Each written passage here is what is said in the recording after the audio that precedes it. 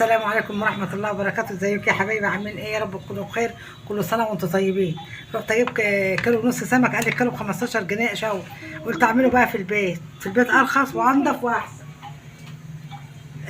جبت بقى كيلو ونص اهوت، نضفته فتحت قلبه بس، وهو زي ما هو كده بقشره. وجبت بقى طماطم بس ما صورتهاش معاكم. قطعت طماطم وفلفل الوان وبصل وكمون وبهارات وبهارات سمك، وحطيت التتبيله بتاعت وليمون وتوم وخل. هنحشيه بقى. عندنا في البحيره ما بيفتحوش قلب السمك، فاحنا بقى بنفتحوه ونحشوه. مش كل المحلات يعني، فيه وفيه. ما بحشوش جامد عشان ما ينزلش على الصينيه، لان هشوه في الفرن، في فرن البوتاجاز.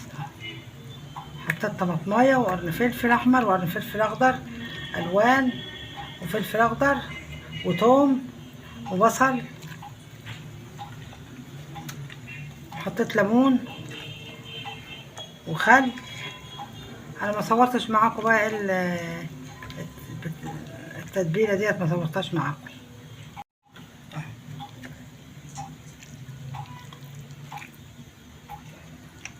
حشينا كل اهوت، وهنحطوه في الصينيه بقى. هنشوه بالرد،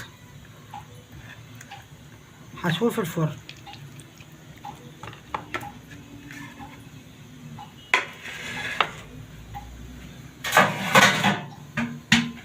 معايا الصينيه اهي. هنفتح كاس الرز اهو.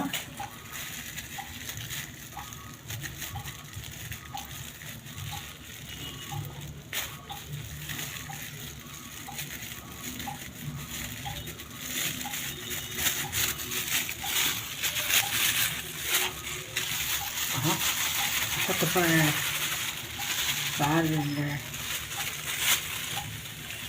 الكيس. هنبدل الصينيه بالرده اهي. وهن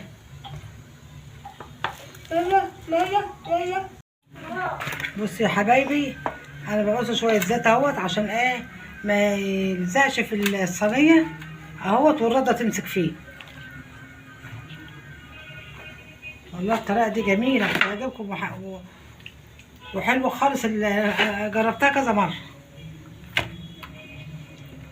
فانا بحب اعملها كده على طول كده، ما بشوش بره.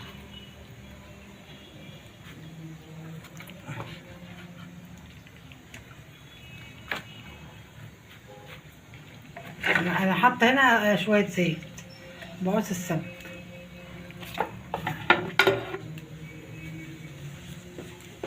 بصوا يا حبايبي، بنعمله بقى الرده اهي، عشان حطها فيها زيت عشان الرده تمسك. يتغلف كده كل السمكية بالردة، ما نخليش كده حته من السمكية ما فيهاش رده. لازم نغلفها كده كويس عشان ما تلزقش معانا في الصينيه. بصوا الصينيه كده اللي هنشوي فيها السمك في الفرن كده، حاطين برضو فيها شويه كده من الرده حبايبي زي ما انتوا شايفين. وادي برضو اهوت السمكيه التانية. هنخلص طبعا كل الكميه اللي معانا، كميه السمك دي كده كلها هنغلفها بالرده. بصوا كده يا حبايبي اهوت السمك كده اتشوى كده من الجنب وضيرناه. بصوا اهو، طبعا هو لسه مستواش. بنديره كده كل شويه برضو عشان ما نسيبوش على جنب واحد. هنسيبها كده في الفرن ونفضل ندير فيه. بصوا كده يا حبايبي اهوت السمك بعد ما طلع معانا من الفرن، احنا حطيناه كده في الصاجه بتاعه الفرن عشان تبقى كبيره. شويه ميه من التملحه هحطه في التمليح. طبعا كان فيه شويه تمليحه كده او خلطه من اللي حشينا بيها السمك. بصوا جمال السمك. حبايبي اهو السمك اهو. ده طبعا كده حطينا عليه التمليحه او الدقه كده بتاعه السمك اهو. نشيل كده السمك بصراحة. نحط التملحة اهي عشان يشرب من الملح. لازم كده اول السمك كده وهو طالع من الفرن وهو سخن. بصوا السمك وجماله ما شاء الله.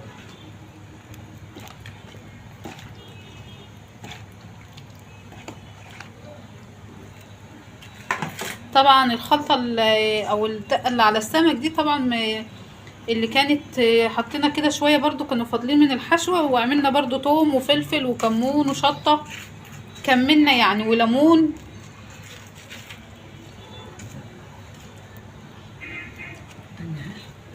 كده دي طبعا اخر سمكاية هنغطي برضو كده عليه عشان السخونية بتاعت السمك ويشرب كده الملح، وشوينا احلى سمك.